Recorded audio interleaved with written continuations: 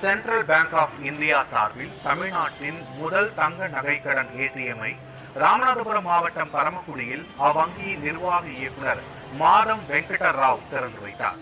தங்க நகைக்கடன் வசதியை மேம்படுத்தும் வகையில் சென்ட்ரல் பேங்க் ஆஃப் இந்தியா சார்பில் தெலங்கானா மாநிலம் வாரங்கல் கிளையில் தங்க நகைக்கடன் ஏடிஎம் இயந்திரத்தை 6 மாதங்களுக்கு முன்பு அறிமுகப்படுத்தப்பட்டது.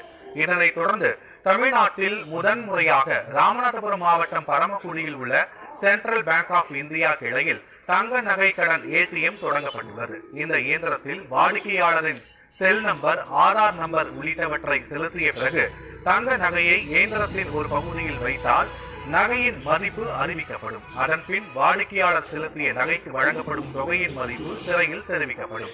பின்னர் வாடிக்கையாளர்கள் தங்க நகைக்கு பதிலாக பணத்தை எடுத்துக் கொள்ளலாம் அல்லது தங்களது வங்கி கணக்கில் வரவு வைத்துக் கொள்ளலாம்.